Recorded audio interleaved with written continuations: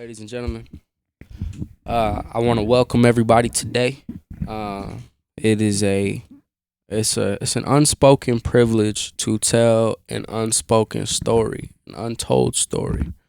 Um, a big part of why I got into like this side of hip hop and like quote unquote journalism is because we go a long time in especially in Denver, Colorado, with a lot of stories happening under the surface, underground, that people don't always necessarily bring to light because we may not have the platform or because of whatever opportunity does or doesn't arise or whatever stipulation may hold us back or restrict us or hinder us from being able to establish our platform and market. And the whole point of that is to say that today um it's crazy because we almost have like a ghost story, like somebody like coming back from the dead. Because realistically, what this man was facing is more like a death sentence than a lot of things that most people have faced in life. Um, Now we can sit and introduce the man all day, but um, I just want to let y'all know, he's back after 18 years in the state penitentiary, or excuse me, federal penitentiary. Um, doesn't sound like a lot of fun to anybody, obviously. But not only is he fresh out, but he's hit the ground running, staying very, very busy in the studio daily, if not weekly, working on multiple projects at once, lots of vision. Looking forward to the future working with this man. Ladies and gentlemen, we got my man Fresco Fresh 100 in the building. Hey. Thank you. Absolutely, bro. Welcome. Appreciate you. Glad to have you here. Welcome, welcome, welcome. Yeah. Now I want you to be able. Now, obviously, I gave you your own intro, but I want you to be able to kick it off in a way that matters to you. Go ahead and give yourself a little bit of narration. Tell the people like who are you, where you come from, why you're here, what you're up to. Well, I'll simplify it for you. I'm a Denver native. I was born and raised in Denver. Grew up in Montbello. Montbello official. Uh, Born at Denver General Hospital. And that's what all my formative years took place. Running through Montbello, Aurora. Different areas like that. A lot of people know me, so like you said in the intro, it's like a ghost coming back from the dead because, I disappeared for a long time and, life moved on for a lot of people. A lot of people, continued to develop and grow and I was elsewhere, so a lot of mistakes happened along the way and the person that I become today, I think that's like what I'm putting into the music. So, it's like it's a blessing to reach this point because a lot of people go through situations and they don't necessarily come out unscathed. They come out with psychological trauma, a lot of war wounds, and it's hard for them to overcome. So when you say, I got out and I hit the ground running, yeah, you absolutely right. You absolutely right. I had a vision. I was on a mission from start to finish. I'm always on a mission. And it's a privilege to be in this position that I'm in right here, because I've been through the fire. Mm-hmm. Lots of people could definitely take that lesson and apply it to themselves. Obviously, everybody goes through, feeling like they may or may not be able to accomplish the things that they want to accomplish or their hopes and their dreams and their goals or whatever it is. But when you see somebody who's got even less of an opportunity than you, but they're hungrier than you, it reminds you that like, oh shit, my shit's actually not as bad as I thought. Let me go out here and enjoy the opportunities I was given and shit. You know what I'm Definitely. saying? So Yeah, that's definitely. dope that you have that perspective. Obviously, it's not the best way to get it. It's Yeah. nobody's dream date to go away to prison for 18 years. But I'm sure it's like everybody says, it turns you into who you are, and you have a lot of stories to tell from that. I'm sure lots of people you met. That being said, tell us how going to prison for 18 years influenced your music and your run, and how tell us Tell us what it was like watching everybody else get to go out and rap when you had to go sit down for as long as you. Man, it was bittersweet, right? And the reason why I say bittersweet because I love music. You know, I've cherished and appreciated music since I was a child. From the time watching Michael Jackson in 1980, you know, in the 80s to getting my first tape, Tupac, Me Against the World, you know, and getting it, you know, getting in tune with music from that point forward. So I appreciated it. Like, you know, at the end of the day, I want to see you win. You know, whether you with me or against me, I want to see you win. I want to see you, you know, develop and grow, you know, irregardless of what my situation is. So when I saw people, you know, elevating, it just gave me motivation. Like, damn, I got to get out this motherfucker, man. Like, I got to, you know, put my foot out there so I can, you know, show what I'm capable of doing. So it was bitter because, you know, I still had a long time to do, you know, and at the outset, it's like when you get sentenced to 20 years in federal prison, like when they give you that time, they mean that. They want you to do all that shit. Like, Straight up. ain't no rebate, ain't no buy that shit back. Like, they give you that shit, like, nigga, go do that. You know what I'm saying? So from the outset, I'm like, damn, ain't no way I'm gonna do all this time. Like, I know something gonna happen. Like some type of law gonna come around. You know, it's gonna help me. I'm gonna get my appeal. You know, my 2255. But then, you know, reality starts setting in, and it's like, damn. You look around and you see OGs. They've been in 30 years, and they pushing. You know, every day they get up, they face that shit, boots on the ground, they move through that shit. You know what I'm saying? You see young niggas that been in there 20 years and they 40. Like, damn, you been in this bitch forever. And you look around like, oh, this the reality. Like I'm here. You know, so for a minute, music died for me. Like, I still appreciate it. I still followed the industry. I still read XXL magazines. You know, when Rap City was out, I still watched Rap City, 106 in Park. But the reality of my situation called for me to focus on an out.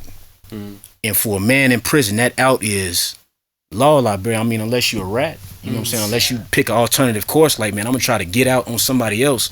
But if you don't, and you look at, okay, this is the reality of my situation, I gotta face it. What's the best way to face it? Law library.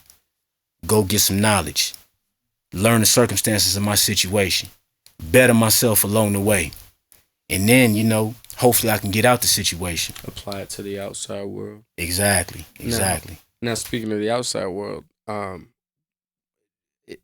being that, you know, I'm from Denver and Montbello as well, so I know the areas, and I know that they're relatively maintained by Crip organization and things like definitely. that. In the outside world, would you say it was more like, you know, affiliation and things you got into, or did you like run into a rap problem, or like what, you know, what, in as many words as you like to give the people, what happened that put you away? It was a combination of things. I got off the porch real early. I jumped off the porch. I was about 12 years old, you know, and I became affiliated with my neighborhood at a very young age. And, you know, I came out the gate, you know, with me, like anybody would tell you, I was willing to prove myself, willing to show my loyalty, devoted to the cause, you know what I'm saying, front line. And along the way, you know, it cost me because I started doing time at a real young age. Like, I was making mistakes early and I was paying for the mistakes early. And like I said, you know, music was in the peripheral because I was like, you know, this is something I always wanted to do because I always followed it, you know, and like right around the time when I really like hit the ground running, you know, that was, 97. That was when, you know, No Limit was hot. Twisted came out. Scarface, my homies was out. Like, we was listening to these CDs, you know what I'm saying, in basements, smoking weed, you know, rapping, but at the same time, the streets was calling. So I was always getting pulled toward running the streets versus making music. And, you know, as a youngster, like, you were very impressionable, right? Not only are you impressionable, but you tend to want to prove yourself, and you tend to want to ingratiate yourself with your peers and show your peers that you're worthy of their friendship, of their loyalty. And I was on that path. You know what I'm saying? I was on that path like, listen, I'm going to show you that I'm about this shit.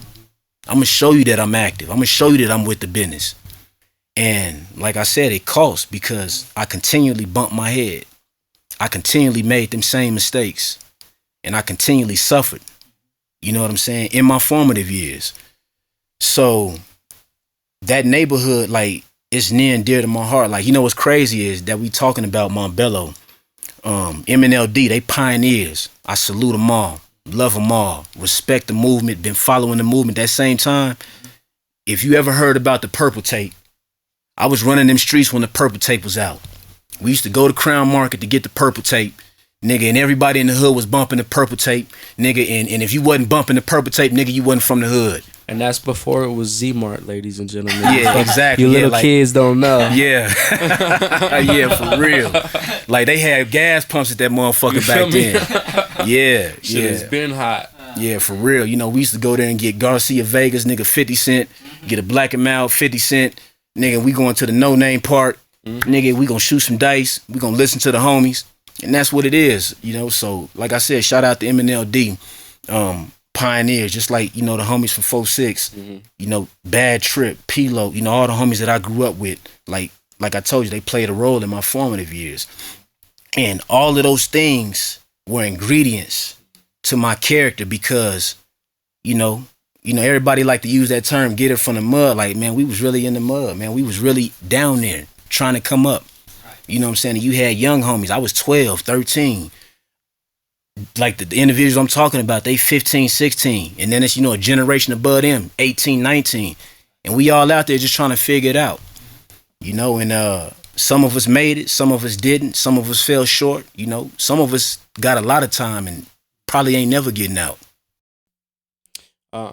Would you say that, you know, like, it's a shitty way to look at it, but I've always heard for a lot of people, like, would you say that you were safer in there? Would you say that it helped you, maybe saved you from the shit that you was going through, or that you would have done that on your own? Nah, definitely, because I was reckless. You know, I can admit that I was reckless, I was destructive, and I was dangerous. You know what I'm saying? Like, and those are like ingredients that lead to some very bad outcomes. You know, so in 2001, when I caught my first case, I was 16 years old. I was a juvenile. They charged me as an adult for a jewelry store robbery. I ran in the jewelry store, no mask, laid it down, cleared it out. And I was really like, that was minor compared to the things that were going through my mind and the things that I was willing to do at that time. So, yeah. You know, so in that aspect, I got saved, right? So I went and did 4 years, you know, at Wild West. Like I said, they charged me as an adult. So they gave me a Wild West sentence and a DOC sentence. They suspended my 16-year sentence, and I had to go do the 4-year Wild West sentence. Okay, that's what's up. So I spent that time, you know, I thought I got it right. You know, I went in there, I got my GED, got my diploma. You know, I got damn near 1 year college under my belt, you know, so I educated myself. I wrote my first book. You know, I had a whole song catalog. I had a plan, like, when I get out of jail this time, I'm going to do X, Y, and Z. You know, and I got out in 2005, and reality hit, because this is what I know about America, right? You ain't necessarily going to be given a chance, right? You gotta take it. You got to take that chance. You got to make that way. So when I got out, I felt like I had changed my ways, and I was willing to be a better person. And I was willing to get into a different lane. So I felt like my willingness alone should have been an opportunity for doors to open for me, right? Because I was willing to go to work. I wasn't trying to go pick up a strap or pick up a sack. I was trying to go get a job, save my checks, pay for studio time, go to the studio, follow the terms and conditions of my release, you know, and let that be that. Reality set in. You get out. You got a felony. They look at your felony. It's an aggravated felony. It's a class 2 felony. It's a serious one. Right. So when they do these background checks, they like, man, do we really want this nigga working with us? Like, man, he dangerous. Right. You know what I'm saying? So that's the reality. And the jobs that I felt that I should have got based on merit alone, I didn't get based on background. Right. So that's where the relapse came in. And it was easy for me to go left field because I ain't used to working no way. Right. You know what I'm saying? I had never held no job in my life prior to that time. So when I come out and say, hey, I'm willing to get a job, motherfucker, give me a job. Right? And when they didn't give me a job, I'm like, you know what, all right, fuck y'all. Yeah, it seems simple. Would they be like, why should I hire you, bitch? Because y'all hiring. Right. I mean, hire me, man. So simple. But Yeah, especially when I'm willing to work. Like, I'm not here to hurt you. I'm here to work. Right. Let me work. That's the craziest thing. Like, I got friends who are murderers, but they don't murder me. You know what I'm saying? Right. So why would I judge somebody for whatever they done been through in their personal life? Yeah. They, like, if you come into work, you come to work, nigga. I don't care about the rest of that bullshit. Yeah, exactly. But, so here's my question about all that. Obviously, you was going to school in jail. Even you was focused on establishing what you needed to make sure that you had the tools when you got out or whatever. Yeah. Intelligence never been your problem, right? Nah, not at all. Intelligence never been your problem. So what would you say attracted you most to, like, the lifestyle? You know what I'm saying? Like, if there was something that maybe if this hadn't been this way, you probably would have, even before the first jail bit, like, maybe you would have chose differently. Like, but maybe, obviously, it was, you have people around you, you dedicated, you grow up in it, it's the reality and shit, but was there maybe, like, did you ever want to play a sport? Or did you ever, besides, like, rap and shit, like, was there something that maybe had you really on the right track? You know what I'm saying? But maybe you fucked it up, or it was always just on the reality of it is, I was always a smart kid, but I was a problem child. That's my life in a nutshell. So my hoop dreams were short-lived. I wanted to play basketball when I was about 8, and that shit didn't last long. I became a better basketball player in prison than I did in the streets when I was coming up. So it's crazy. Yeah. Well, when are you so obviously I'm around lately quite a bit. So I've been seeing you drop music left and right since you got out. But you got some work coming up pretty soon, like an EP and shit. Like, you trying to drop, like, within the next day or two. Yeah, definitely, man. I'm excited about that. The EP, and it dovetails with this story that we telling right here. The EP is entitled Summer Eve, and I'm gonna put 5 tracks on it. And the reason why I call it Summer Eve is because the album that I'm gonna drop, the album that I should have dropped in 2005, the name of that album is gonna be titled First Summer. And the reason why I call that album First Summer is because 2023 will be my first summer free since 1997. So I was a child in 1997. Now I'm a grown man with a life full of experience behind me. So this is like really my first summer, because I lost my 20s and the majority of my 30s in federal prison. Like, you can't get that back. I was born in 1997. So, I can't even imagine. I can't wrap my head around that. Yeah, like that's that reality I'm talking about. Like, that shit means something, man. So, Summer Eve is just really like it's a taste of what I've been working on, right? Like, the first tracks that I put out, some of the material was things that I wrote when I was in prison that I wanted to say when I got out of prison, because I knew when I got out of prison, one of the first places I was going to try to go to was a studio. So this is pre-planned. Like, I knew it was predetermined. I knew this is what I was going to do because I had not had the opportunity to do it in the past. So Summer Eve, like I said, is basically a taste of what's to come. I got some good production from DZ. I'm really excited. I got some production from you. Appreciate that. I'm working on something that I can get from your man Phoenix. So, it's a lot of different things that I'm trying to, put up in the spot, put up in the pot and stir together, for the people. Absolutely. But I'm excited about it though, definitely.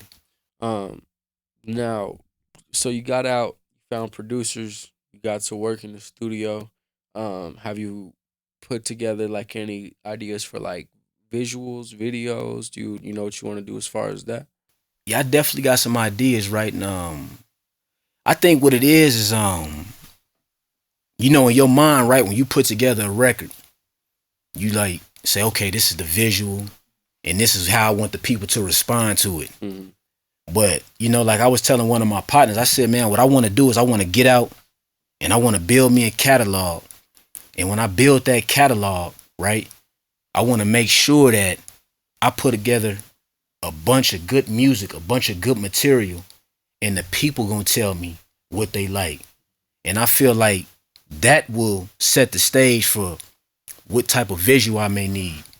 You know, because I still like I said, I have some things that's spotty, and I have some things that I could just, you know, push to the forefront. Like, yeah, like I got a single called Treat It Right, you know, and it's, you know, like a female oriented single that, you know, I want to speak to the women about. So, you know, I had like a visual, you know, me and a female in a hotel room, she's sleeping. I'm just saying what I need to say to her while she in the bed sleeping, and, you know, you can kind of let your mind play with that. Yeah. But who knows if the people fuck with that song like that? Right. You know, because I play some other music for people and they like, man, that's that shit right there. Well, I mean, that'll be subjective too, because, like, you know, it's like drinking wine. You can give the same wine to two different people, and one will like it and one won't. So. Exactly. But you know, I always recommend, like, if you like the song, then put your marketing behind it, because if you think it's hot fire, chances are a lot of the rest of the world will too. Yeah. Absolutely. Yeah, it makes sense. When you got out, besides wanting to get to the studio, what was the first thing that you wanted to do? Besides music, not even musically related, but what was something else that you Shit, man, get my hands on a woman. I tell you, I can't even imagine. Yeah, ASAP. I was in the motherfucking desert. Yeah, for Yeah, real. thirsty. Yeah. That shit is crazy. That's unleash the dogs. Yeah, off top. But for real, you know, it was like a dream, right? Cause you know, I was in Florida, so they had to fly me back to Colorado. Okay. So this is right around the time when they had that big snowstorm, and Southwest was fucking everybody's flights up. So it was a bunch of delays and cancellations. They still are. Yeah, I already know. You know, they say that's the story of Southwest. That was my first time flying Southwest. Was when I left the feds and went back home. Right. So Fuck Southwest. okay, I got you. Yeah, but they got me home though, so that's the important thing, because I'm looking at that departure and arrival board, and I keep seeing them cancel flights. Well, my flight was in the middle, and there was 3 flights going to Denver that day from Orlando, and they did not cancel my flight. That's what's up. And I ended up leaving, you know, the East Coast at 6 p.m. and I made it home, and, you know, all my people was at the airport for me. All my soldiers was there. That's dope. Yeah, so. That's love right there. Yeah, that's the most important thing right there. You know what I'm saying? Like, when a soldier go to war and the smoke clear, all you want to see is solid people standing there.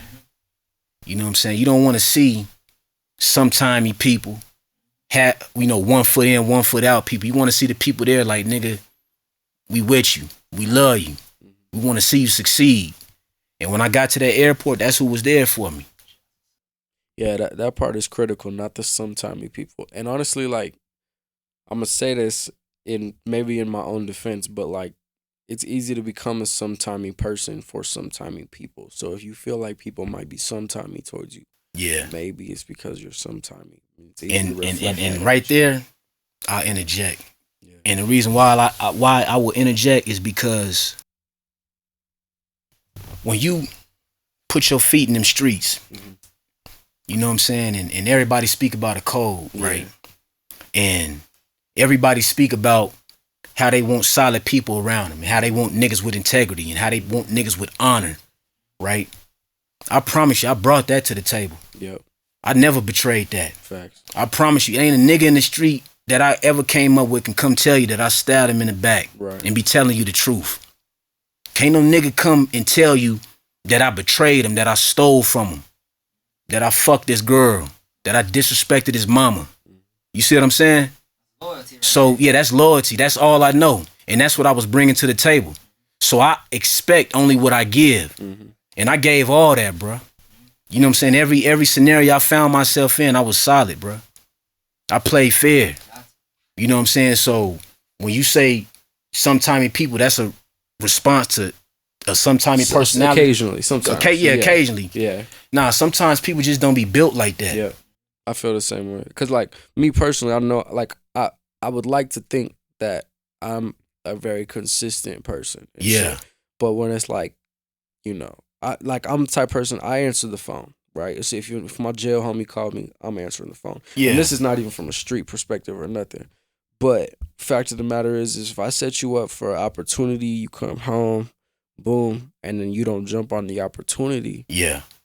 Then yeah, I'm gonna still answer your calls and shit, but like it's That's a on little you. harder for me to jump for you because you've already proven to me that you don't offer the same amount of energy to what I'm bringing to you. So it's Yeah. like I feel exactly what you're saying about being like, well, yeah, on my end, I'm solid because I agree about my situation too. Yeah. But it's really easy for somebody else to say the same thing about themselves when they're not being that, and it just sucks. Yeah. It just sucks because I see it a lot, unfortunately. You know? Yeah, and I mean that's one thing prison taught me about is human nature, right? Because, you know, going back to when we speak about code and all that, right? Mm-hmm. I kind of got away from that shit. Not saying that I'm gonna ever rat on somebody or ever do no shit like that, but what I'm saying is I understand like what we see in the game, right? I really had to like analyze my situation and circumstances. And the way I analyzed it, right? Because I'm looking around, right? You got to look at, and we'll speak about the feds. It's 144,000 to 175,000 federal prisoners in there, right? So let's pay attention, right? Like they say, men lie, women lie, numbers don't lie. Tell me that number one more time. It's between 144 and 175,000 federal inmates. Okay. Right? 2.1 million inmates, period, you know, in the Wow. prison industrial complex in America. Wow. But speaking specifically about the feds, right? So when we break that number down, right, when they speak about federal prosecutors and they speak about sentences, prosecutors have between a 90 and 95% conviction rate. That means 5% of the people that face a criminal case in federal court get away or they get acquitted. The other 95 receive a sentence. But this another number. Almost 8 in 10 plea bargains in the federal system involve cooperation. So that means if 10 of us get indicted, 8 of us is telling. 2 of them staying solid. That's like YSL right there. So in my mind, I'm like, this is the reality. Like, how the fuck can you win against numbers like that? Like, we like to believe that, okay, everybody gonna be solid. Everybody gonna keep their mouth shut. Nigga, we all gonna take this shit to the ropes. And that's what, it don't work like that, bro. Because I'm looking around. Everybody that was around got told on. Everybody I'm around can produce paperwork on somebody that told on them. So I'm like, damn. And so, okay, so, and let me put in my 2 cents on that too, because from a dude who's not street, I'm Yeah. gonna just tell y'all this. I have been interrogated. I have seen them people try to put me on a couple different things that didn't have anything to do with me, but they do that shit. They will drill your ass. Yeah. They will hardline your ass, and they will make you believe everything Yeah. that you should not believe, and you will be fully innocent. Like in my situation, fully innocent both times, but they be so, they're good at it, man. They're good at it. Like they'll make you believe some shit that you don't even believe, or that didn't do, or just didn't exist. So like, if y'all did do some shit and y'all friends is not as good at, okay, anybody can be a gangster when a gangster's in the room. Anybody can meet another gangster and be gangster to that nigga, and we could be on the same block and we could get it how we live, blah, blah, blah. You are not gangster when the police walk in the room. You're just not. Not, you know, like you said, maybe 20% of them can hold their composure. Yeah. Maybe 5% of them keep their gangster because they know they're going to get away with it, according to the numbers like you was talking about, right? So I've been in the room knowing I'm fully innocent, and I still lost all my gangster. Lost all my cool. Never snitched on nobody. Had nothing to snitch on because I didn't know nothing. It's pressure. But it's so much pressure, and they are so good at psychologically breaking you the fuck down. So from a young black man's perspective, with, you know, maybe from an underserved community, and you going through whatever you going through, did whatever you did, you was running around with your homies. Yeah, man, it's been about 26 hours since you ate. And they gonna put some food in front of you, and they gonna tell you about these next 26 years and how fucked up it's gonna look. I know exactly how. They got some McDonald's coming too. So I know exactly how. Exactly. From a non-street perspective, so I can't imagine how fucked up it can get from somebody who actually be in it like that. Bro. Yeah, it's crazy. Yeah, definitely. It's dark. It's a dark world. Yeah, it's definitely dark, but it teaches you about human nature because, like, man, I face some hard truths in there, right? And I say it in my music, like, man, you gotta like you gotta look yourself in the mirror, man, and you gotta tell yourself the truth. Like, man, Is you really about this? Do you really want to live like this? You know what I'm saying? Do you really feel these people? Do these people really feel you? You know what I'm saying? And when you start confronting those realities, the truth starts setting in. It's always no. In a lot of cases, no. Like listen, don't get me wrong. There's scenarios where there's a commitment that's unbreakable, unshakable, and it's both ways, right? Because that's like what the mob envision. That's the closest thing to God, by the way, is that bond. Besides making music, that unbreakable bond with people that you couldn't even break because you physically can't break it. That's God right there. That's, in my opinion. You know what I'm saying? Yeah, definitely. Tell me about what you said about the mob. Yeah, like one of the main things that the mob said. Okay, they like, man. See, they knew about human nature back in the 40s. Even before when they were speaking about these codes and ended up breaking them anyway. But they knew about human nature. And they knew that, like you said, it's only so much pressure that can be applied to a person before they break. So the mob said, okay, well, this is what we gonna do. We gonna minimize our criminal activity to whereby if we get caught, we not facing a whole lot of time. And when our guys get pinched, we take care of them. We take care of their family. We make sure they good. And when they get out, they keep it solid. They got a job. They back in the business. That was the concept. That concept changed because people started seeing more money in the drug game. And when they started seeing more money in the drug game, that shit is tempting. You know what I'm saying? Just like the street life tempted me, it tempts anybody because it's easy. Like, man, that shit is sexy as fuck. Right? But it's dangerous. It's a dangerous bitch fucking with them streets. Right? So the mob, they realized that because, like I said, they realized human nature. So that's why they devised the plan and the code the way they did. And over time, that shit got watered down, but it took a lot to break that wall, to break through that firewall. In the streets where we come from, it's absolute silence, my nigga. You gotta be silent. It's absolute. But now the reciprocity on the other end, a lot of dudes don't believe the G code. The G code is a two-way street. And a lot of dudes don't believe that. Like, okay, my nigga, keep it solid. Nigga, and get your own lawyer. And when you get out, nigga, get yourself back on your feet. And I mean, dudes start letting that work through their mind when they going through them interrogations. When then people start talking about them football numbers. And then that's when dudes start turning, right? And when they start turning, you look at these conviction rates and you look at the amount of cooperation, you realize like, man, these motherfuckers don't investigate nothing. Motherfuckers just tell them everything. Yeah, but if they're interrogating you, it's because they can't prove it. Exactly. So yeah, exactly. Because they gonna come to you with an indictment. They gonna come through 5 a.m. in the morning, serve that indictment and arrest warrant, and you gonna be arraigned later on that afternoon. Yeah, you would already be booked, baby. Yeah, period. Yeah, so, but they know that they apply pressure. These people, they like you say, they are the ultimate strategists. They know, okay, oh, you a career criminal, my nigga. Your next case, you gonna get 20, and we gonna get that shit to you. Unless you tell us about A, B, and C. And dudes do that shit.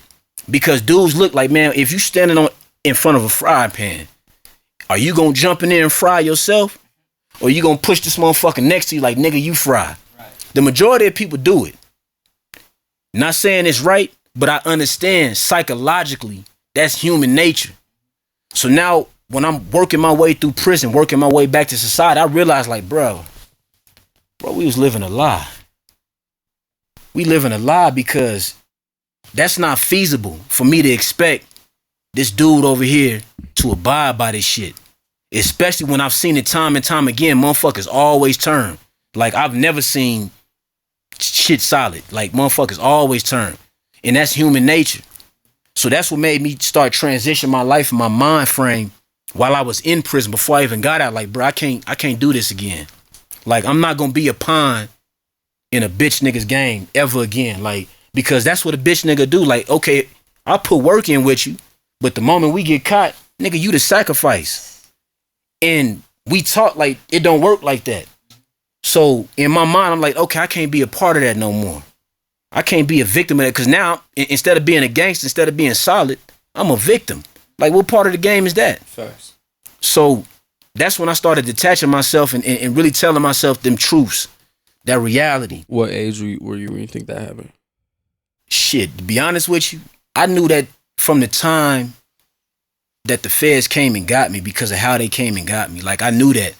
But it was a process because you can't just like... You don't know it while you're going through it. You got No, I knew it. Like I knew, like, but like I said, it was a process because I'm still in the paint, bro. Yeah. Like I'm still in battle. I still got to go to trial. I still got to face this shit. I still got to hit these penitentiary yards. I still got to check in with the homies, and I still got to move accordingly. Oh, I see. Yeah, okay. So I still had to go through these phases. Like it's stages that you go through, and then you start becoming the man, right?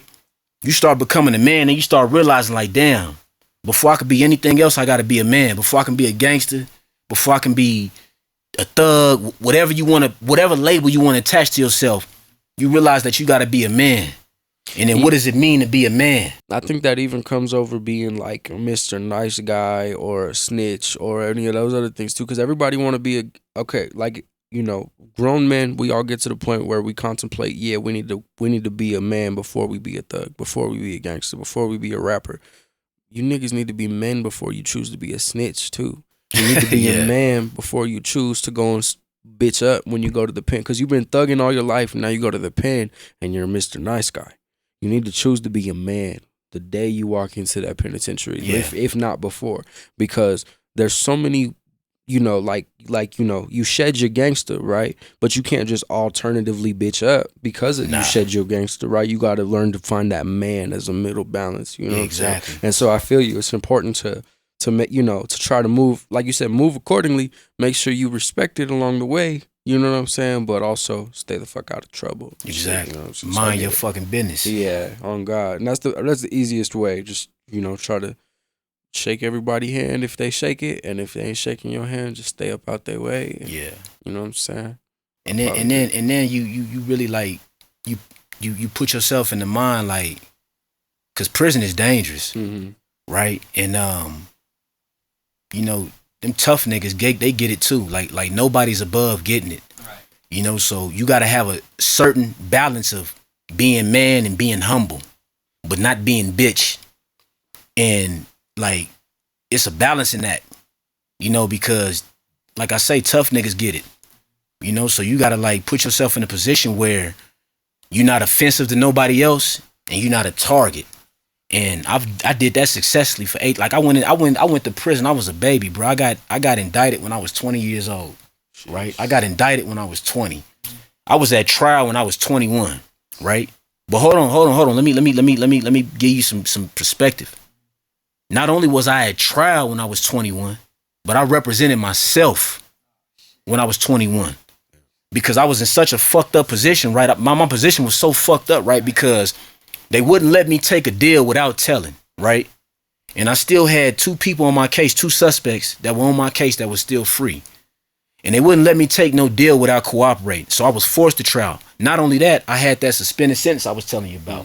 So if I pled guilty in the feds, I automatically plead guilty in the state. My attorney, he was trying to drag the case out. And I'm telling him, like, God damn, I'm going to trial regardless. But if you drag this shit out and they looking for these motherfuckers and they catch these motherfuckers and these motherfuckers decide to talk, that's 2 more people that can potentially testify against me. So I fired him.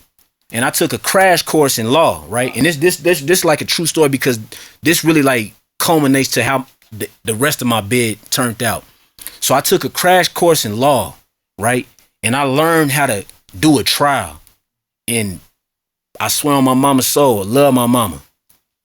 I took the feds to trial, fought the feds start to finish, closed opening statements, closing arguments, all that, objections, spoke to the jury, did all that. I was 21 years old. That's hard. Right? I got convicted. They hit me over the head. I you know, they definitely gave it to me. But that really set my course for prison. Right? Because a lot of people knew that about me. And a lot of people respected that, because you got grown men that won't keep their mouth shut, or grown men that are fold and they guilty as fuck. Right. They'll go lie on their partner. Right? They'll lie. Not tell the truth, they'll lie to save themselves. And they looking at this kid who just took the United States government to trial by himself. No resources. So that set the course of how my prison sentence went, because when I got sentenced, the judge told me, like, man, you're a brilliant, you're going to be a brilliant jailhouse lawyer, right?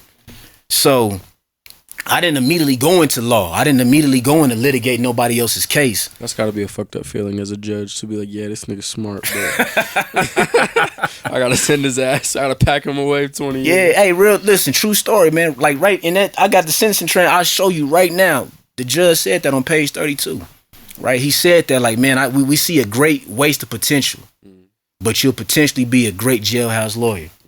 And that was said to me in 2006. So, you know me, I'm still in battle mode. I'm like, nah, man, yeah, fuck what he talking about. Yeah, hey, when can I file my appeal? Because I just felt like, you know, this shit wasn't right. You know, I'm ready to fight, right? I'm young. He said that out of love, though. He meant that probably. You know he definitely meant that. Yeah, you definitely right. Like, looking from a mature perspective, he definitely meant that, because those words, like when a federal judge says something to you in the courtroom, they choose their words wisely. Absolutely. So he said that for a reason, right? And it set my course, because, you know, by the end of my sentence, right, you know, it was trials and tribulations, peaks and valleys. But by the end of my sentence, bro, when I made it to my first medium, right, my last 4 years, I was like the it guy. I was the lawman. And it wasn't just me helping people with their cases, bro, but I freed kingpins. Like, dudes that we never thought was gonna get out that had life sentences. And they was coming to me with their paperwork like, Fresh, help me. Right. Fresh, help me, man. Yo, pen, we heard about you, man. They talk about me across the compound. And these is names that you know about, like, that you've heard about, that you didn't know about. And they coming to me like, hey, man, help me. And I was able to do that. Like, that was like the most satisfying part of my sentence, outside of, you know, getting myself together, making myself a better person. But actually having the ability to help people in their terrible situation become better and actually see freedom. And I did that on 4 occasions, and I'm waiting on some dudes to call me now and let me know what their situation, because I did a lot of stuff before I left. Right. So, yeah, definitely. Yeah, they called me on the phone, man. Right. This call's from a federal prison. This call will be monitored. Right. Is that something you think you would want to do professionally one day? No, I'm tired of that. Like, I spent a lot of time in law books. And, you know, it's been suggested to me several times, because I can go get like for real, I can take the bar. And if the bar, whatever state that I choose to get admitted in, if I choose to take the bar and they choose to admit me, even as a felon, I can still practice law. But that's like a real bookish profession. Like, man, you got to keep your nose in the books. And I spent so many years doing that already, that now it's like, now I'm at a point in life, man, where I'm trying to live and do as much as possible for myself and whoever comes after me. So speaking of which, like, what's on your bucket list then? Like, what's some dope shit that you missed out on that you want to go? Like, you know, what's some places you want to travel to? I mean, I need to go back to Africa. You know, part of my family's from Nigeria, so I got to go back home. Definitely got to go there. Shout out Burning Boy. Yeah, yeah, exactly. Yeah. Wiz Kid, you know, Wiz Kid, he stayed in my neighborhood. Like, my neighborhood in Nigeria is Surulere, right? And Wiz Kid is like right up. He's from Surulere too, but he right up the street. That's a true story though. That's fine.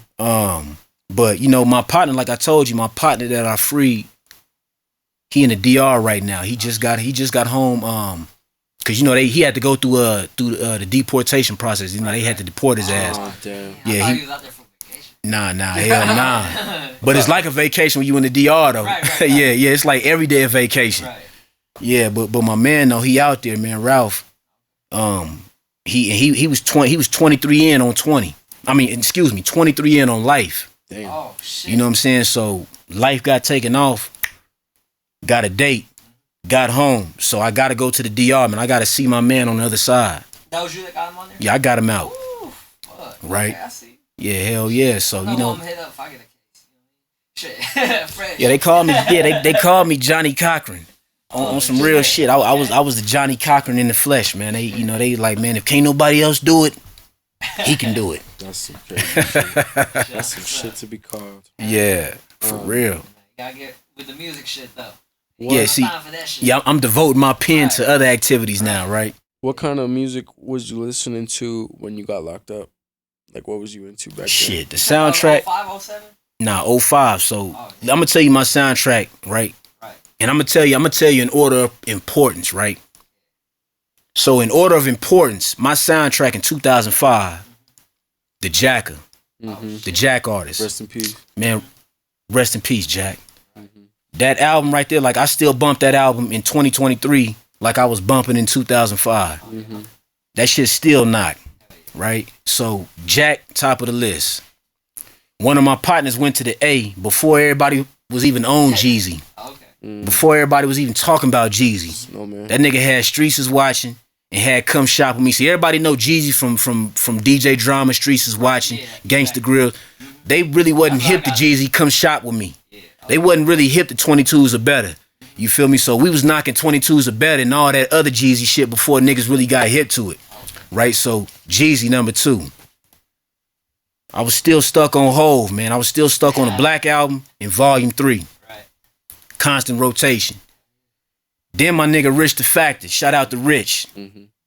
Ghetto Russell Simmons.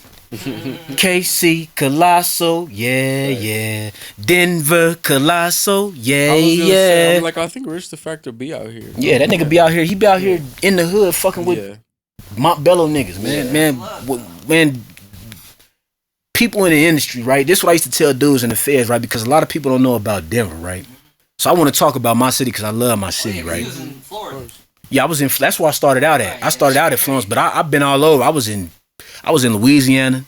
I was in Kentucky. Because you're going to federal transfers, just to different locations. Yeah, they send you where, like, if you get into some shit, if you get into a riot or a altercation, they'll ship you. So I got shipped multiple times.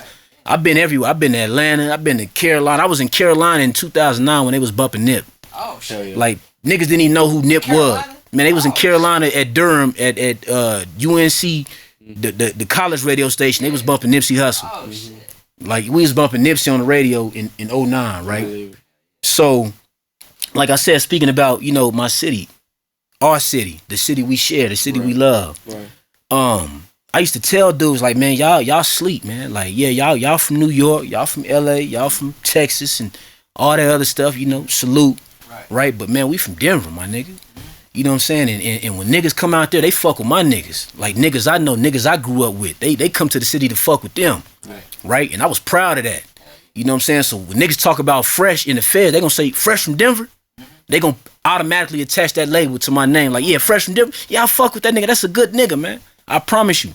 But I made it a point everywhere I went, like, they knew about Denver. You know what I'm saying? And then when they met me, they like, oh, yeah.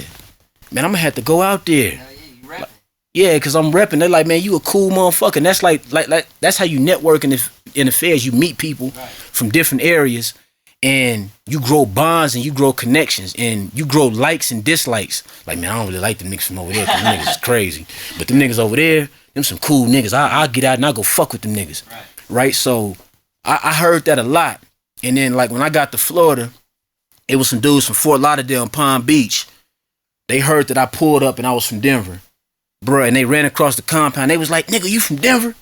Nigga, I caught my case out there. Because they was coming from down there, up here, cashing checks. Yeah, you know, they come out here with a little white girl, do what they do, you know, and that shit didn't work out for them.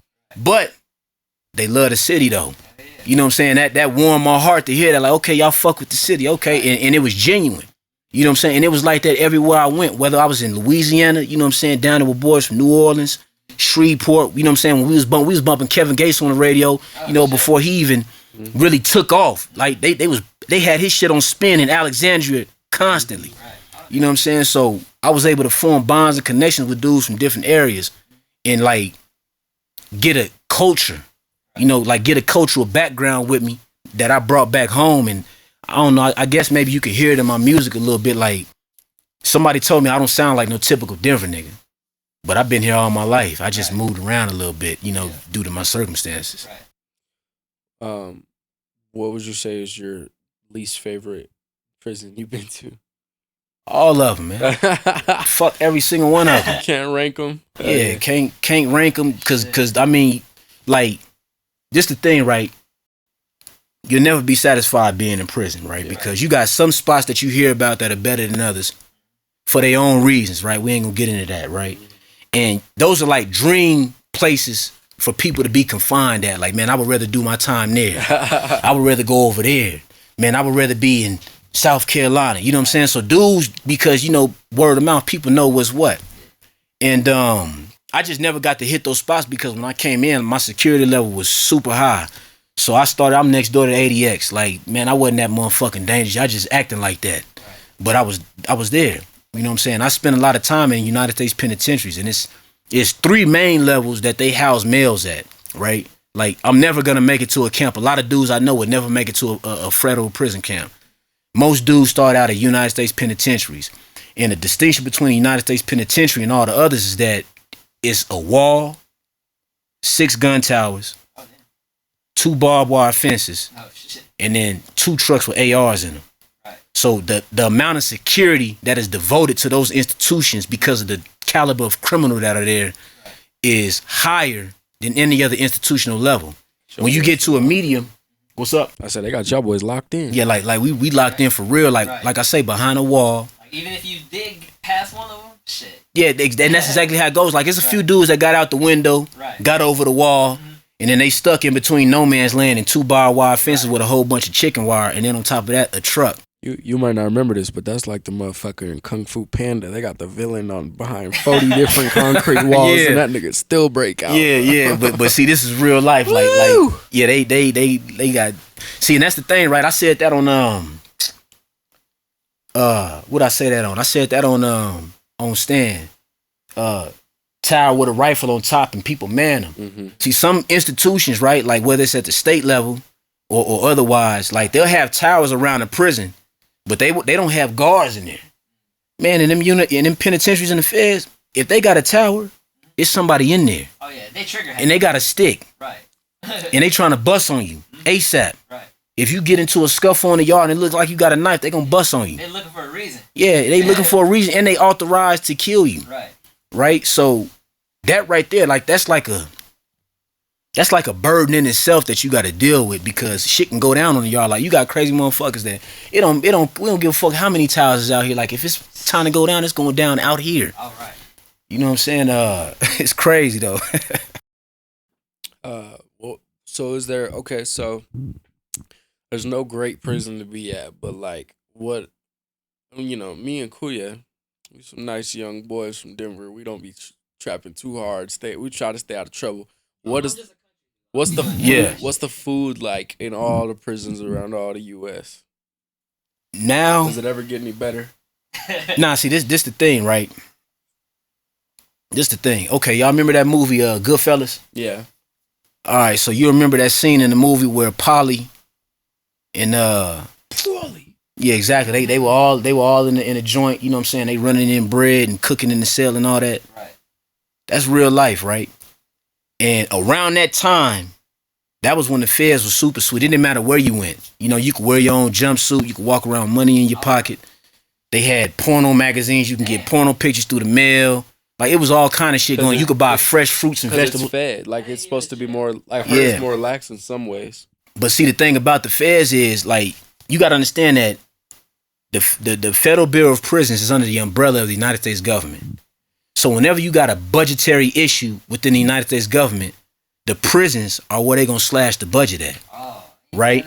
So through the years, that food started getting worse and worse. Right? Because that budget started changing. Right? And staffing shortages, started increasing. And they started building more institutions, thanks to Bill Clinton. That's a whole nother story, right? 1996 Anti-Terrorism and Effective Death Penalty Act. That's Bill Clinton's work. He the one why we got so many American prisons right now, right? And we got mandatory minimum sentencing in the state. I didn't know about mandatory minimum. Yeah, that thank Clinton for that. But so like I said, the budgetary issue is what caused the food to slowly decline, right? Because when I got to the feds in 2005, you were still able to smoke, and the food was good.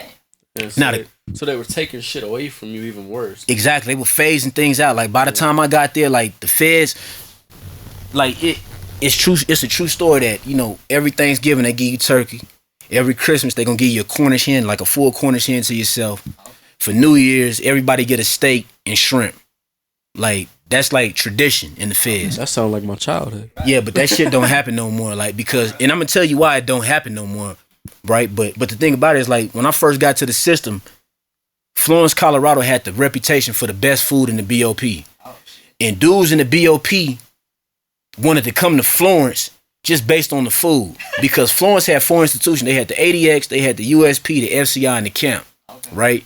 So the FCI was sweet because they had weights. They had indoor and they had outdoor weights. And not every federal institution had weights. Right. So to be able to have a weight palette in your institution, that's like heaven right there, because you could bang all day on a workout, you know what I'm saying, and just zone out, you know what I'm saying, and get through your time. Right. So Florence was like a good spot to go to if you was official. If you was solid, you can walk Florence. Right. You know what I'm saying? Like, wasn't no suckers walking Florence back then. Okay. Right? But the food was like beyond good for jail food. Oh shit. Because, you know, every Wednesday in the feds, everybody in America is eating hamburger and fries. Mm-hmm. So at Florence, on Wednesdays, when they gave us burgers and fries, they gave us a pint of Ben & Jerry's ice cream, a soda. They making that shit on the grill with mushrooms and onions. Like, man, how you want your burger? You want your cheese on top or you want it on the side? Oh, you want shit. to, like, that shit was really happening, right? But that shit nosedive. And it nosedived because it was some real serious riots that happened in Florence. So they started locking us down for that shit because they had to fence the yard off, because when that shit happened on the yard, it was a free-for-all, and the police couldn't do nothing about it. You know what I'm saying? So That's because y'all had that energy from all that food. Y'all be wilding out. I mean, you would think motherfuckers would get fat and soft, but Right. but testosterone and motherfucker, Yeah. right? But around that, especially a bunch of young kids, like everybody, like you said, is between 20 and 25. nah, hell nah. No. See, you said there's old cats too. He was talking about. nah. Back then, right? It was generals there. It was OGs. Oh, it was like Yeah. like to be in a USP. Like I said, they considered you a high caliber criminal, Right. or they wanted to punish you. Okay. Around that time, the point system changed. So for your age, you typically had to be housed in a USP because they consider you more dangerous. Oh, so you were the youngest. Yeah, exactly. I was like one of the youngest people on the compound when I hit the yard. Yeah. I was 20 when I hit Florence. I was 22, right? And I was in my first ride within 2 months. You know what I'm saying? So I learned a lot just going through that experience, right? About how to survive that shit. You know what I'm saying? And really like how to be a man, and etiquette, because etiquette is what helps you survive prison. If you don't have no etiquette, no respect about yourself, you can't survive that shit. Especially not in the feds, because respect is number one on the list. But as far as the food goes, the food just nosedived throughout the years. And the main reason why the food nosedived is because those OGs I was telling you about, they got old. And their security levels dropped. And they went to those lower level institutions. And the young boys went up to those high level institutions. But when they went to those high level institutions, they really didn't get that education that I got in my time. So they didn't know about standing up, you know, making sure that Quality of life. exactly, like they didn't know how to make sure that, and they didn't know how to sustain what the OGs put in place, what the generals put in place. That's a generational problem outside of prison too. Like Exactly, like it ain't no respect no more. yeah, we don't throw barbecues and shit like our parents and shit did. Like Yeah, we got a lot of issues. We got a lot of shit that we need to reestablish. I'm not saying we need to bring back all old life, but there's a lot of things that just we're missing listen. out on. Yeah. Just listen, like somebody like me sitting and talking to youngsters, bro. Like, I'm not gonna lead you wrong, right? I'm gonna tell you everything you need to know about whatever you're trying to get into. But me personally, I'm not gonna goad you on and tell you to do the wrong thing. I'm gonna goad you on and tell you to do the right thing. Right. And I'm gonna give you alternatives. And then not only that, I'm gonna give you perspective, right? Because perspective is everything when you're trying to analyze something, right? You need to see multiple angles on how to address a situation and how to view it. So that's what I bring to the table. So whenever I speak to a young, I'm not gonna speak down to you. You know what I'm saying? I'm not gonna try to belittle you or degrade you. But I wanna uplift you. I wanna give you a piece of what I know, so that when you find yourself in a situation, you know how to navigate it. You know what I'm saying? And you know how to posture yourself adequately to whereby you survive it. Shit, it's really just on some music shit, bro. Like, so let's say if you on like, if you was to get signed, right? Yeah. Who would you sign to right now? That's like one of those Like, if you got like Baby in here, you got Ross in here, you got Boosie in here, who you gonna sign to? you know, that's a crazy hypothetical, right? Yeah. But wait, hold on. Take out Boosie, put in Jay-Z. Put in Hove in there. Yeah, You said Baby Ross. You put Hove in it, bro, and I mean, I just had to sign. I'm gonna sign with Hove, Okay. but I'm gonna sit down. I'm gonna sit down with Hove and tell Hove like, hey, bro, you know, this is what I'm trying to accomplish. This is my vision. Right. And me knowing what I know about Jay-Z, the businessman, and Jay-Z, the man, you know, from a distance, Jay-Z gonna listen to what I got on my mind. He gonna listen to my vision, and I think we'll reach a middle ground to make that work, right? But I will fuck with Baby. Okay. I mean, you know, I will fuck with Lil Baby. I like what Lil Baby doing, man. Lil Baby. Nah, not Lil Baby. I'm talking about Birdman. Why would you even put that on the table? Because realistically, he's an executive at the same level. Yeah, Like he's an executive, right? But there's complications with that, and I'm not because I don't know the intimate details. I know what was put out in the media, Right. And shit. you know that's like I'm not trying to entangle myself right with nobody. Like whatever relationship I find myself in, I want that shit to be clean. Like when I deal with you, bro, you say this the number, you get the number. You know what I'm saying? I tell you, hey, look, this the time, I get there on time. You know what I'm saying? So I just want everything that I'm doing, I want that shit to be clean. I want it to be official. I want it to be on the up and up. So when you put executives on a list and you rank them, and you got Jay-Z on the list, my nigga, I'm picking Hov. Oh, okay. Yeah, because Jay-Z will stab you if the business ain't right.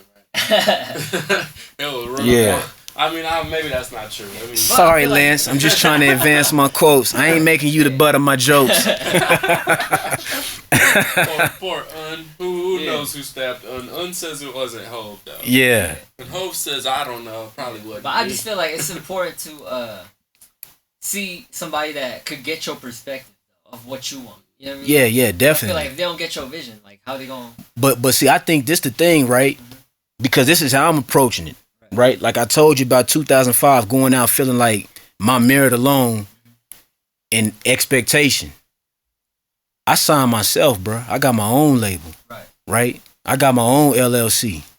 I came out here not only with the desire to become an artist, but I came out here with the desire to become an executive, bro, because I'm thinking about a bag, not crumbs. I'm not thinking about getting crumbs brushed off the table, you know what I'm saying? And I pick up the dribblings and I eat. Bro, I'm thinking about distribution. I'm thinking about the pie. I'm thinking about dividing the pie according to my terms, making sure that everybody eat. So that's the vision I really have. Now, if Rock Nation had a distribution deal, then we're going to sit down and we're going to talk about numbers. If another label came with a distribution deal, we're going to sit down and do the same. But I feel like now, in my position, like everything that I'm doing, bro, it's from the ground up. It's me. It's my finances. It's my drive. It's my overall work ethic pushing me and propelling me in the direction to go. And I feel like I'm gonna be successful, bro. I'm gonna be successful because I'm doing the work. I'm doing the right thing. Would you say Hov is like your main inspiration? Yeah, you know, like when they make comparisons, right? Like you asked me the question at the beginning of the interview, like Biggie or Pac, right? That wasn't even Pac. the interview yet. I know, but I'm saying, but we were still, you know what I'm saying, we were still in the booth, right? Oh shit. And you said Biggie or Pac, and I said Pac because Pac, like I said, Me Against the World was my first tape. But then people ask the same type of hypothetical question, like, well, you know, Pac or Jay-Z? And I'm like, bruh, that's not even the question you should ask, because Jay-Z like didn't reach the peak of his career until years after Pac died. And even though their generations overlap, Pac had seen the heights of his career before his death. Oh yeah, he was right? like 23, 24. Exactly. No, yeah, he was 24. I think Yeah, because he was born in what, 73, died in 97 or 96. 96. Yeah, so yeah, he was young as fuck. Him and Biggie, both of them same age. But you know, I saw that to say that. Wait, he the same age when he died? he might have been 26 when he died, but 24 when he was doing all of his music. And Yeah. which was still a big deal. Okay. Yeah, but you know, just based on like where I'm at now, I just take my hat off the whole, man. Like, So would you say maybe it's a better comparison to be like, all right, Master P versus Birdman? Somebody maybe did it a little more underground and shit, because obviously Hov. The reason why I'm like, I only want to defend, like, I'm not here to defend Baby's business tactics, but Yeah. I will defend the legacy that Baby took over, because a lot of that Southern shit had no label. Yeah, you involved listen. and shit You like that, listen. know You what I'm saying? can't listen. You can't take away from the imprint. Yeah, exactly. Like the imprint. Like, look, I told a dude, right? I think about. Matter of fact, I told Deezy, right? Mhm. I said, bruh, do you know that the High remix, Juvenile High, right, Mhm. had Jay-Z on there? And he like, what? Oh shit. Oh, you didn't know that? I knew that. Bro, you need to get in them crates. Oh, damn. Yeah, You feel me? You need to get in them crates, Oh shit. and you need to study just a little bit more. that's some YouTube shit, not Yeah. some Spotify shit. But look, that's like them dudes, like when you look at that era in music, right? And you look at how certain things overlap. Right. All of those years, right? The late 90s were formative for everybody. Yeah. Right? Because everybody musically, their lives intersected some way, somehow. Whether we talking about DMX, Jay-Z, right? Whether we talking about Nas, whether we talking about Mace, whether we talking about all these artists from that time, because they ushered in 2000, right? And I listen to artists today, and like niggas think they doing something new, and I'm like, man, nigga, Bone been doing that shit. Right. Yeah, Bone Thugs and Harmony, but niggas forgot, right? But we, music is cyclical. Right, so you gonna have trends that people follow for a certain amount of time, and then when that shit fizzles out, they move on to something else, or they go back to the formula that worked 15, 20 years ago. Right? But them dudes like, listen, bro, at no point am I be like, listen, bro, I was listening to all that Cash Money shit, like we was putting in work to Cash Money. Of course. Like listen, bruh. Right. Like 400 degrees, lights out, The Hot nigga, Boys, the hot boys, like, man, we was on that shit. Yeah. In the hood, we own that shit.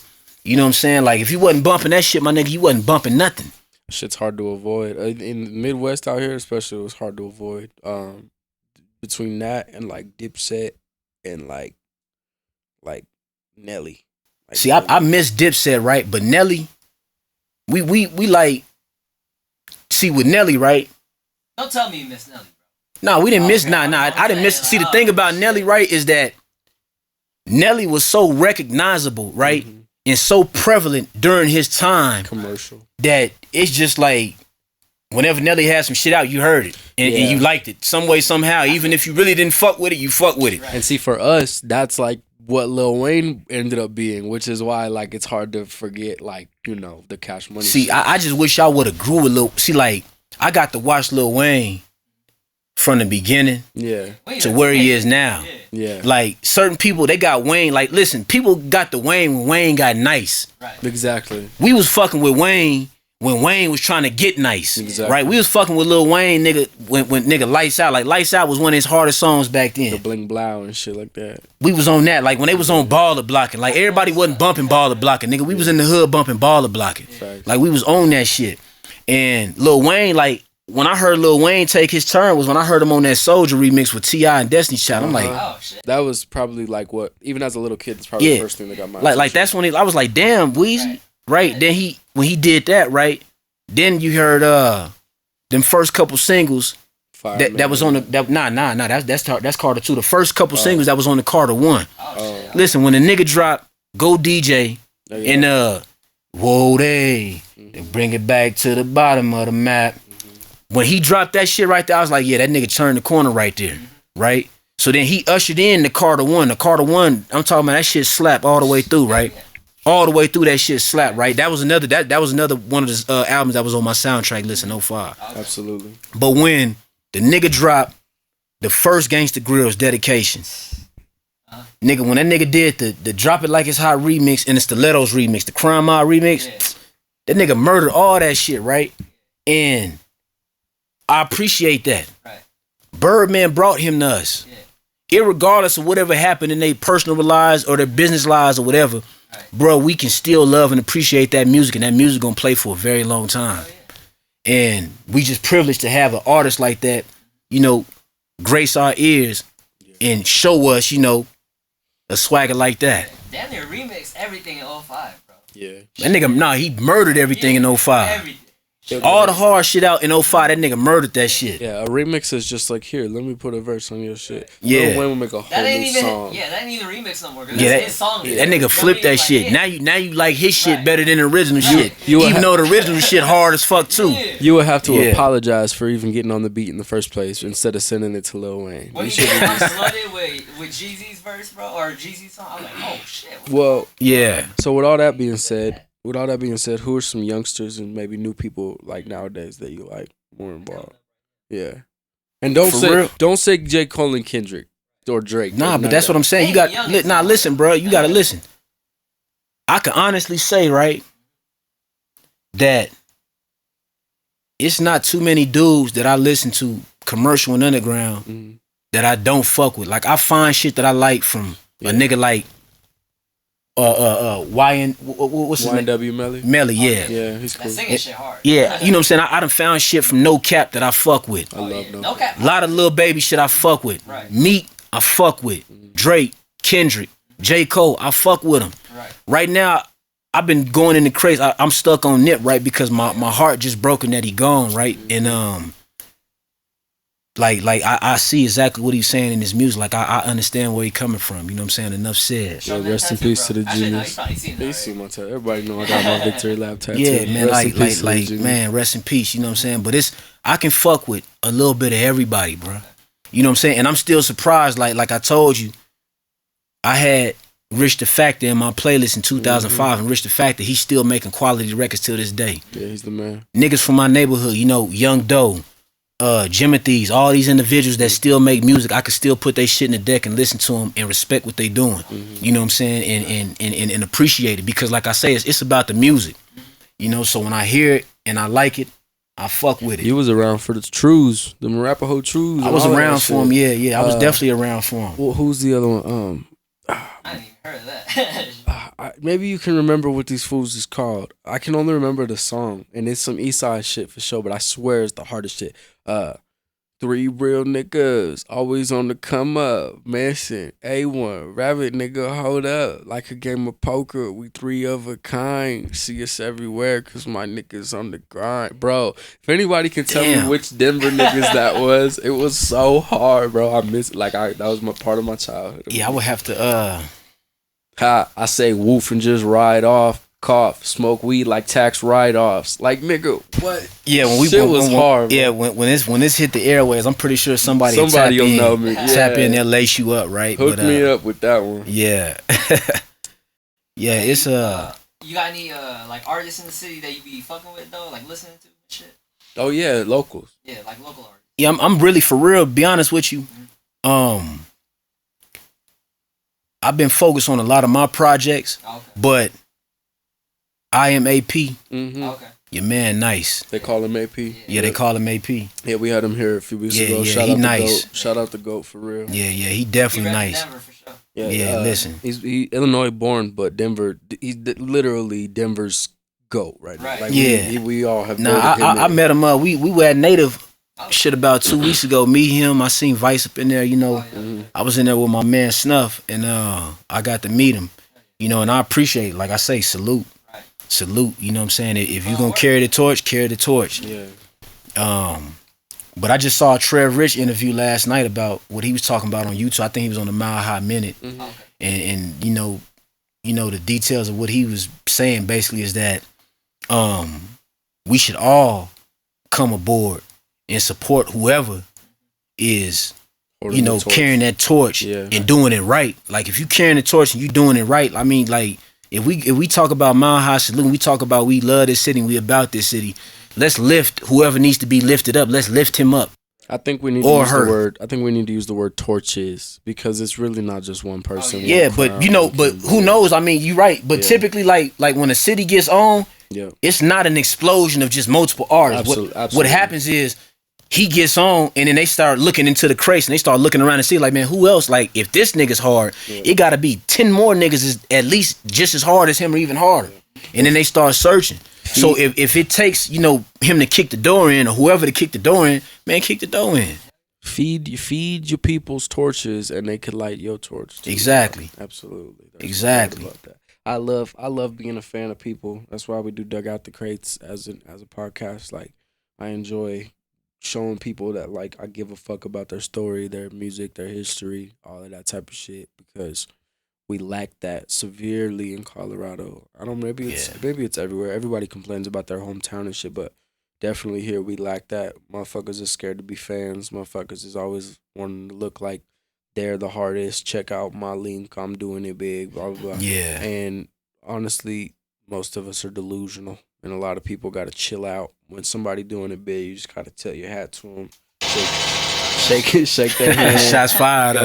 Gotta shake their hand. Just thank them. Yeah. You know, I personally want to shout out a few people. Tanner Tinbirds, they call him AP. Trev Rich, King Vice. Tanner's home. I'm just say that. Shit, Okay. Tanner free. Free Tanner till it's backwards, but Tanner free. You know, that's not my business. Oh yeah, shout out to my man Tall Ken, YG Tall Ken DiBiase. Oh no, all the YGs Yeah. is doing their thing. Rowdy, all They of showing them. you some love and shit? Listen, Tay. you asked Tall Ken about me, man. Tall Ken know who I am. Yeah, I heard the name DiBiase for sure. That's tight. Yeah. All them YGs is doing their thing. Not even just in Colorado, but everywhere. Not just the Cali YG. Yeah, no. You know, the YG's doing their thing. Yeah. Who else? I'm obviously there's people that I don't want to leave out, but I can't like include everybody. I just want to talk about people I see right now working very hard. And those are some of them. Who else? We have a couple people who be visiting the city, like to record, and that's dope. Like, I know Conway the Machine tends to record sometimes in Denver. Oh yeah, I fuck with Conway. Conway hard. Hey, listen, Hard. listen, them Griselda niggas. They for real. I'll tell you. The nigga you Benny more. the Butcher. The nigga Benny the Butcher really butcher shit, man. I can tell you more after we get off camera, but Yeah. closer than you think, bro. Okay. Yeah, for sure. Listen, I was in Coleman with Conway's big homie. Oh, it's dope. Yeah, Sly Green. Okay. We call him Stony on the yard. Stony know me well, Mm-hmm. but that's their big homie. They made a song about him, Sly Green. Oh damn. But Sly Green was on the cover of a Don Diva back in the day. They did a story on him. But he a lawman now too, so he send people my way like, hey, listen, man, I can't help you right now. Go holler at Fresh. That's dope. That's respect. Yeah. Well, look, man, we got a couple minutes left in this interview. Is there anything that maybe we forgot to address that you want to address? Like maybe something you got upcoming musically or in your life, something you want to promote to the people, something you want to drop on them? Anybody want to shout out? Well, first of all, you know, I just want to shout out anybody that fuck with me, man. You know, I came out, like I said, man, like you said, a ghost. Like, I was on zero. And I came home, you know, got to work immediately, put some projects out, and there's people out there supporting my projects. So that's number one. You know, if you fucking with my music, I appreciate you, man. I'm going to keep on trying to deliver, you know, the best of me possible. You know, give you something to appreciate, give you something to hold on to for a long time. As far as projects, like I said, I'm going to drop this Summer Eve EP ASAP. And first summer coming soon. And I feel like first summer is going to be some groundbreaking shit. You know, every artist feel like they shit going to be groundbreaking, but, you know, just me speaking from my perspective, I feel like my shit going to be groundbreaking, man. So I'm excited about that. But, you know, just, I got another interview I did, you know, just speaking about my label, you know, Count Time and what it means, but just be on the lookout for Count Time Music, because I'm not only looking to enhance and build up my portfolio and catalog, I need a woman that can sing, man. You know what I'm saying? I need a female voice, you know, to share some of this pain with me, you know, and purge some of this shit, right? And you know, put it in some of y'all song, let y'all feel that, and let y'all purge some of y'all's pain, because we do it through music. You know what I'm saying? Then I need a nice, strong male voice to maybe complement her voice on a duet or just be on the track with me, you know, because really, in all actuality, if you make a label, you got to make a band.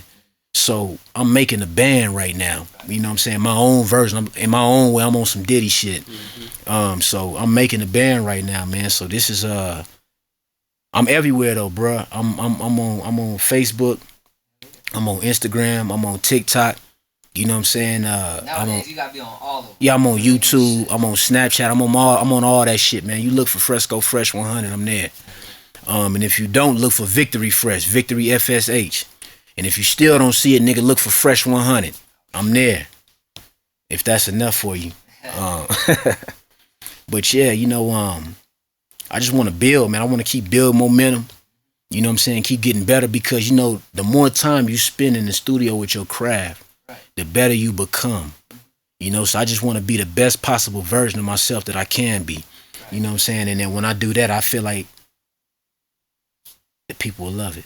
You already doing your thing though, shit. You've been at the studio more than me. Shit. Yeah, you know, I mean, cause I got a goal in my mind, right? I got this path drawn out in my brain, and I'm just marching right now. You feel me? I got my boots on the ground, I got my head down, I'm just marching. You feel me? Just gotta keep going. Yeah. Don't look back, bro. Keep going. Nah, ain't no looking back. You know, I'm gonna reach back though. Like I ain't gonna leave no soldiers behind, but I'm definitely moving forward though. I promise you, I'm marching. How many days until you drop this EP you was talking about? I mean, I'm looking at dropping it tonight, right? But I'm looking at uploading it tonight, and hopefully it'll drop Friday or Saturday. Okay, then next week. Cause I know it take a couple of days. But Yeah, it take 2 days. Like when you on United Masters and you a select artist, you can drop your shit within 2 days. So I'm gonna upload it tonight. So y'all heard it here first. Make sure you go grab that Summer's Eve EP from my man Frescofresh100. Yes. Friday, Saturday, Thursday if it's out. Bitch, go search it up right now. Get the pre-save link. It's coming out. Go find him on his social media. Maybe you can find a pre-save link there. Maybe if you are a videographer, reach out to my man and shoot him a video. Maybe if you are a producer, send my dude some beats. Frescofresh100, he's home. He's back. He's ready to work. He's not playing. He's hitting the ground running. He's about his business. He's fully affiliated with your boy S. Gage, Sean Aaron, Rap Dad 55 in the building. So you can always get at him through me too. Easy money, man. Frescofresh100. Y'all make sure you go tap in with the dude.